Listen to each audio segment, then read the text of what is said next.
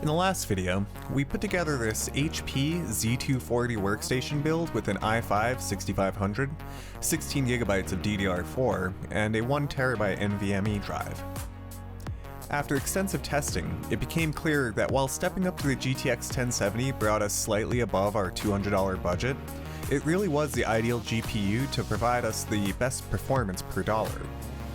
Check out the first video in this series for more information. There is a clear step forward with the 1070, but in many instances we struggled with some bad CPU limitations as we only had 4 physical cores.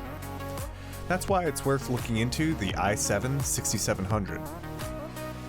The i7 6700 comes in with the addition of Intel's hyperthreading technology, allowing these 4 cores to run 8 threads across them. Can this CPU allow the GTX 1070 to really stretch its legs? Will that be enough to improve performance and make some unplayable titles playable? Or do we need 6 or more cores, or maybe higher IPC CPUs to extract the maximum from our setup? Let's find out.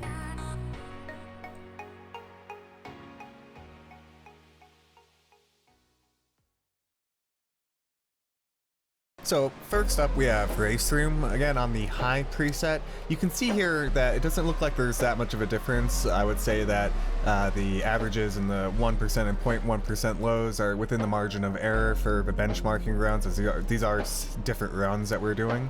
And you can see even in the CPU percentages of the load that it looks like it's actually spreading out the load across the threads without actually increasing performance.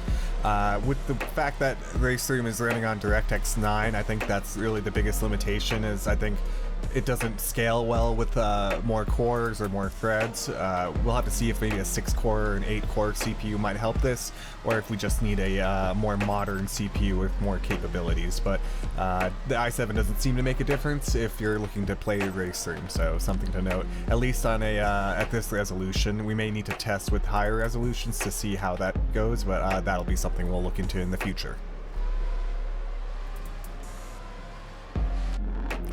Okay, so now we're on to Dirt Rally. This is another one where we can see that it's pretty much the exact same. Again, like slight small differences. This is a preset benchmark that's being run, but it does look to be pretty much within the margin of error, showing that we're peaking out in what the this configuration can do, unless we go into maybe a higher IPC setup and a better graphics card. That's the only way that we're really going to see overall higher performance from this game. So something to note on the original Dirt Rally. It doesn't need too much to be able to get the maximum, so the i5 would actually be fine if you're looking to just play this game or to focus on this game at first.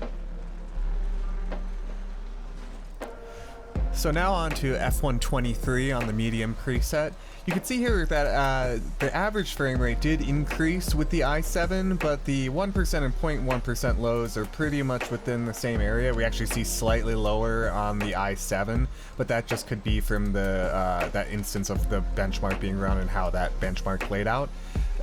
So something to note here that it does seem to be a little bit of a limitation with the system overall, as we aren't actually able to increase all of the percentages and the frame rates. So those little micro stutters and things are likely happening from the older micro architecture. So higher IPC, more modern CPU is going to be the way to really increase the overall consistency of the frame rate on this game. Okay, now we're on to AMS2. Automobilista 2 set at these settings still looks very good, and as you can see, it's got great frame rates on both configurations. The average frame rate is higher on the i7 configuration, with a slight improvement on the 1% lows, but the 0.1% lows are pretty much identical at that point. So this might be a game where you could even consider going up to medium on the graphics settings. It is pushing the graphics card pretty hard, so I'm not sure how much more performance you can get, and really I think trying to maintain like a consistent 90 frames per second if you have a higher refresh rate monitor is the way to go. And it does improve the quality and fidelity of the force feedback, and it's something to consider when you're playing on the PC to get the maximum out of your setup. So now on to Dirt Rally 2 on the medium preset, and we can see here again slight improvement on the average frame rate, but the 1% and 0.1% lows are pretty much identical again, and not really any difference there. So with this platform, we are pretty much getting the maximum we can out of it. The GPU isn't being fully utilized, but this platform just isn't able to do more for it, so you would need to go for a more modern platform. It doesn't seem that the extra threads are helping. Maybe extra cores could help, but that's something we could investigate as we continue our series here on these different pieces of hardware. But overall, both these setups are gonna kick ass with this. So now we're on to rFactor 2, and while there was a slight dip in the average frame rate, I'm not sure if that could be attributed to the i7 versus the i5, but seeing the increase in the 0.1% lows, that does feel like it's from the i7 CPU, and I did notice a slightly smoother experience with the i7. It was much felt more immersive and more like comfortable, as opposed to the slight stuttering that was happening with the i5. So especially with the number of AI cars I had, that could be a contributing factor to this as well. So if you're running in multiplayer, you may not worry about this so much, and the CPU may not be as much of an issue, but when it comes to playing with the AI, it does seem to make a difference. So now we're on to KartCraft, again set at the lowest settings pretty much possible within the game configuration. Not a lot of options as far as any presets or anything, so it is a manual operation. But you can see here that other than a slight increase in the 0.1% lows and 1% lows, it's pretty much the same experience. It didn't seem to scale across the separate threads, and with it being an Unreal Engine game, I think that the limitation is just the older architecture that we're running on. So maybe a newer CPU, even slightly newer, might help. It could also be that we're lacking enough physical cores, because I believe maybe a 6-core CPU or even an 8-core CPU could make a difference here. So regarding Unreal Engine games, it just seems to be something that doesn't work well with an older CPU, so it's something to keep in mind if you're building this system out for one of these types of games. So now on to BeamNG, and this is an incredible improvement, especially with the 1% and 0.1% lows. This is actually now a completely playable and fun experience.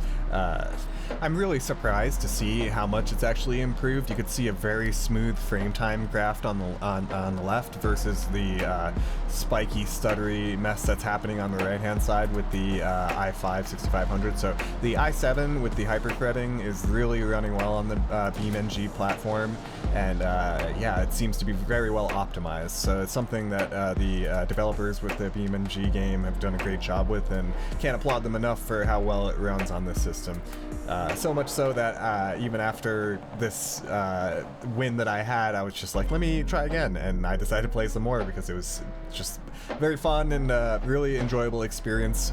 I can't recommend BeamNG enough, especially if you're getting tired of all the racing and focusing on driving lines and trying to beat people and everything. It just can be a lot better to just have some fun sometimes and let loose and let off some steam this way.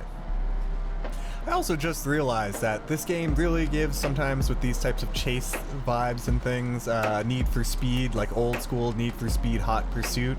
There's a lot of like sand crawling type exploration things too. Really made me sad that he got away this time, and then I think I actually had another run too. Might have to include this at the end of this video, just that way as a little bonus if you want to see a massive crash. Finally, we're on to ACC, Assetto Corsa Competizione. It's on the lowest settings, and previously you saw that the CPU was at 100% utilization, completely bottlenecked and holding back what the graphics card could do. Now that we've gotten the i7 6700 in, the hyperthreading is really making a big difference. You can see it's utilizing all of those threads across the 4 cores, and it's allowing our graphics card to actually get a decent frame rate. So we can see that while the 0.1 and 1% lows aren't amazing, they're not zero, and now we can actually play this game. And it was a lot of fun to actually get into doing some laps on this. I haven't played this game in a little bit, and yeah, I was really enjoying myself here. Probably set the AI a little too low for me, and also didn't set the wheel rotation on the Camus C5 that I'm using as on my benchmarking setup here. Might have to do a video on the C5 as well, as I do enjoy it a lot, and I think it deserves some more attention and understanding of what it is and what it isn't and who it's for.